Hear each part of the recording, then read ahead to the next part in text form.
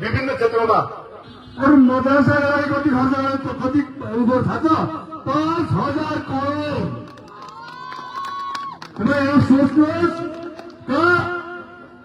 588 करोड, 500 करोड का 5,000 करोड। यो भन्नुहोस् त,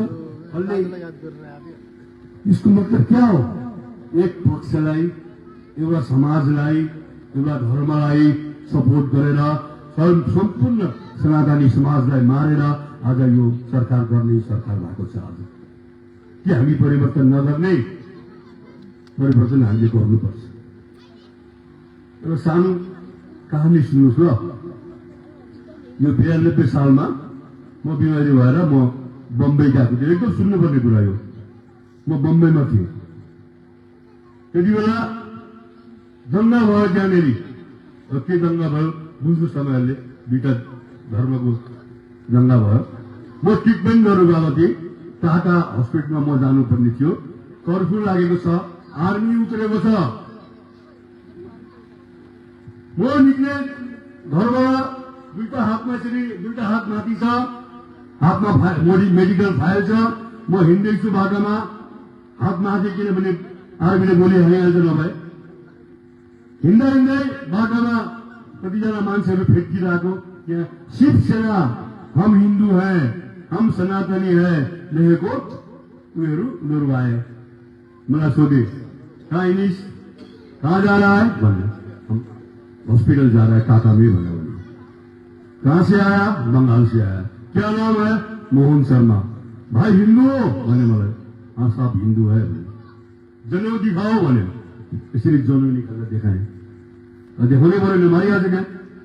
हातमा के अरे तलवारहरू छ, पेट्रोल छ। अन्त गायत्री मन्त्र बोल्नु भने मलाई। अब त्यति बेला मलाई गायत्री मन्त्र मैले सिकेको थिइनँ, आउँदैन थियो। मैले साहब नहीं आता है गायत्री मन्त्र। यस्तो मिठो गाली गरे नि मलाई तिनीहरूले। बड़ा कमीने हो यार, बड़ा कमीने हो यार। हिंदू हो, ऊपर से ब्राह्मण हो और गायत्री मंत्र नहीं आता। ठीक है, अपने कौम के चलो आगे बढ़ो। इसको मतलब के हो, आज जुन काण्ड बंगालमा सुरु भएको छ, त्यो आजभन्दा 40 वर्ष अगाडि बम्बईमा सुरु भएको थियो। किन उनीहरू बाँच्नलाई? आज अस्तिको भोटमा हेर्नुहोस्, 5 महिना अगाडिको भोटमा सम्पूर्ण खलास भएर बीजेपीको सरकार क्या भयो? किन? दरकार छ मान्छेलाई आजको दिनमा। बीजेपी सरकारको दरकार छ, नभए हामी बाँच्दैनौँ, नभए यो चिया बगान खुल्दैन। हेर्नुहोस् त, हिजो 4 जना मर्यो, थाहा छ होइन? त्यो हिजोको त्यो जुन घेराउ भएको थियो, त्यो घेराउबाट टिएमसीको नेताहरू आस्ते आस्ते आस्ते भाग्यो। म एकजनाको नाम लिन चाहन्न यहाँ अहिले, भाइले जुन जसको नाम लियो जुन नेताको, त्यो त त्यहाँ गएर 2 मिनट उभिएर भाग्यो। तर हामी दिनभरि थियौँ, सरकारसँग लडाइँ गऱ्यौँ, बगान खोल्ने आश्वासनको बधाईहरू लिखित। हाम्रो विधायक पनि हुनुहुन्छ, हाम्रो भाइहरू पनि थिए। हामीले प्रत्येक घरमा राति गएर 10-10 हजार रुपियाँ किराकरणको लागि पनि दिएर आयौँ। प्रत्येकको दफ्तरको जग्गामा गएर बत्ती दिनु, आगोको जग्गामा के अरे अग्नि दिनु, त्यो हामीले काम गरेर पानीमा भिजेर राति 9:30 बजी पुग्यो। यसको नाम के हो? भारतीय जनता पार्टी। यसको नाम हो मोहन शर्मा एमपी। हामीले यो गर्नुपर्छ। आज एकछिनमा हेर्नुहोस् त, यो अस्ति कसले पत्ती टिपेर बेच्यो? बगान चाहिँ किन खोलेन? बगान खोल्दैन, यिनीहरूको सरकार छ अहिले। पत्ती टिपे यिनीहरू कटमनी खाने जुन सरकार छ, कुनै पनि काम आओस्, जे पनि आओस्, यो कटमनीमै आजको यो बंगाल टिकेर बसेको छ। किन मैले होइन? हेर्नुहोस् त, बङ्गलादेशमा के चिन्मयानन्द, के नाम हो भने चिन्मयानन्द भन्ने एकजना साधु सन्यासी अहिलेसम्म जेलमा छन्। हाम्रो 4 जना सनातनी युवकहरूलाई जिउँदो आगो लगाएर मार्यो। आज हामी उनीहरूलाई चाहिँ बंगालमा यहाँ माला लगाएर स्वागत गर्दैछौँ। यसको विरोध गर्नुपर्छ प्रत्येकले।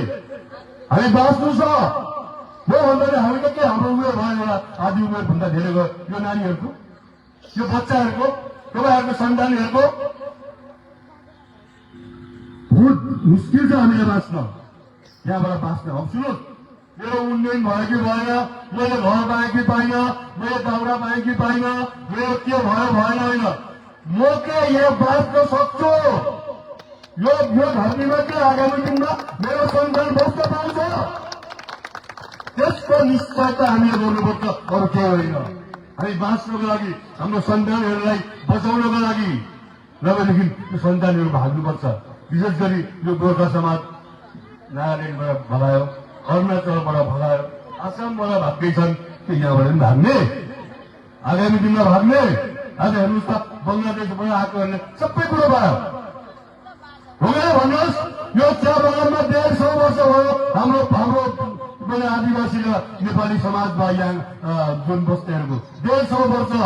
तर हिजो 70 सालको पछि आउनेहरूको घर पनि पायो, बारी पनि भयो, सबै कुरो उनीहरूले रासन कार्ड पनि पायो, सब कुरो बिल्डिङ भयो। आज एउटा चिया बगानको मजदुरको त्यो 250 रुपियाँमा सानो घर छ, उनीहरूको बिल्डिङ बनेर बसिरहेको छ। सबको त्यसको प्रतिवाद हामी नगर्ने, भाषण मात्रै गरेर के गर्नु? यहाँ सबभन्दा ठुलो कुरो हाम्रो त्यो हामी बाँच्नुपर्छ दाजुभाइ दिदीबहिनी हो।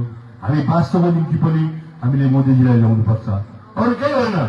म पनि हुन्छ बहुत कुरो विरोध छ बिजेपीसँग, तर एउटा कुरोमा हेर्नुहोस्, देशको अखण्डता, देशलाई रक्षा गरेर राख्नु, देशलाई बलियो पार्नु र सनातनीहरूलाई बाँच्नु, यसमा जुन भूमिका बीजेपी सरकारको छ, जुन मोदीजी अमित शाहजीको छ, त्यो अरू कसैकोमा छैन। त्यसको लागि नै हामीले पुराको पुरा बीजेपी पार्टीलाई हामीले सपोर्ट गर्नुपर्छ। र यसपालि हामी 5 वडामा 5 वडा जित्छौँ।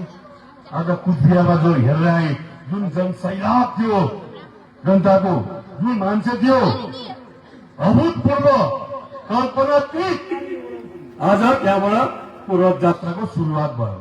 अब हाम्रो यहाँनिर 6-7 तारिक हाम्रो यो जिल्लामा आउँछ परिवर्तन यात्रा। त्यसलाई त्यो बङ्गालमा परिवर्तन गर्नु पर्यो हामीले।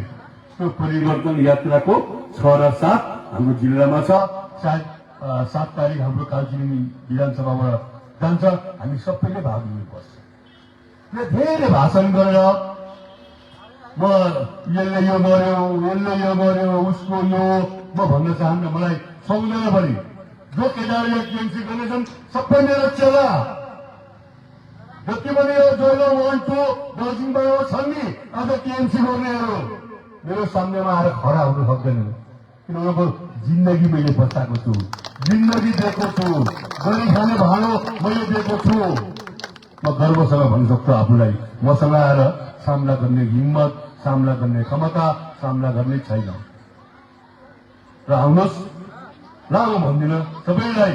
आज यो जुन पार्टीमा म पनि जङ्गलीको 7 तारिक मलाई राज्य सरकारले बिजेपी पार्टीले मलाई राज्य सचिवको सेक्रेटरीको पोस्ट मलाई दियो। पार्टी पनि आउनु थाल्यो, धेरै लामो गर्दिनँ। र मलाई दार्जिलिङको भार पनि दिएको छ। अहिले म दार्जिलिङ पनि कुद्दैछु, डुवर्स यहाँ हाम्रो क्षेत्र पनि हिँड्दैछु। आउनुहोस्, हामी सबै एक भएर आगामी दिनमा हामी विशाल लामालाई 28,000 भोटले जितेको थियो, 50,000 हामीले पार्नुपर्छ। पार्छौँ होइन? फेरि आउँछु, हजुरसँग फेरि भेट्छु।